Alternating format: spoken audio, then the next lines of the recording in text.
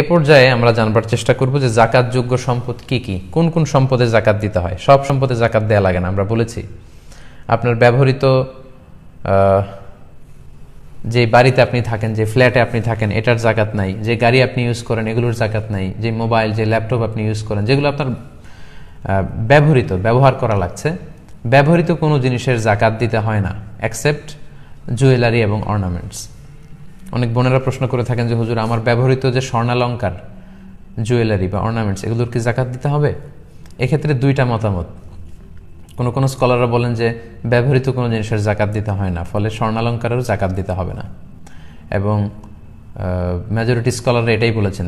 বাকি তিন মাযহাব, হানাফি মাযহাব ছাড়া বাকি তিন মাযহাবের স্কলাররা এটাই বলেছেন যে ব্যবহৃত স্বর্ণালঙ্কারের যাকাত দিতে হয় না।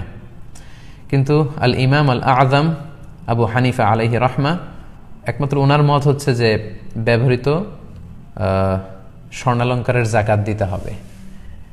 তো এই মাসআলার ক্ষেত্রে ইমাম আবু হানিফার মতটাই হচ্ছে রাজিহ কওল, এটার উপরই ফতোয়া, এবং এটাই খুব ভ্যালিড। কারণ স্বর্ণ এবং রৌপ্য এটা অন্যান্য ব্যবহৃত জিনিসের মতো নয়, এটা substitute of money, paper money, cash টাকার মতোই। এটাকে ভাঙালেই স্বর্ণরৌপ্য দোকানে নিয়ে গেলে টাকা পাওয়া যায়, এটার মূল্য কমে না খুব একটা। সো আমার প্রিয় বোনেরা, যারা আপনারা অনেক সময় জিজ্ঞেস করেন যে ব্যবহৃত স্বর্ণালঙ্কারের যাকাত দিতে হবে কিনা, জি দিতে হবে। যদিও বাকি তিন মাযহাবের মতামত হচ্ছে যে দেয়া লাগবে না, শুধু ইমাম আল আযম আবু হানিফা রাহিমাহুল্লাহ উনি বলেছেন দিতে হবে, উনার মতটাই গ্রহণযোগ্য এবং এটাই সবচেয়ে ভ্যালিড। কারণ এ ব্যাপারে এমন কিছু হাদিস পাওয়া যায় যে হাদিসগুলোর আলোকে আমরা বুঝতে পারি যে যদিও ব্যবহৃত স্বর্ণালঙ্কার, তারপরও এটার যাকাত দিতে হবে। কারণ শরিয়ত তো একটা স্ট্যান্ডার্ড বেঁধে দিয়েছে। বোনদেরকে বলছি, বোনরা যারা শুনছেন, আপনার যদি 5 ভরি গহনা থাকে বা 5 ভরি স্বর্ণের গহনা থাকে, আপনার তো যাকাত দেওয়া লাগবে না।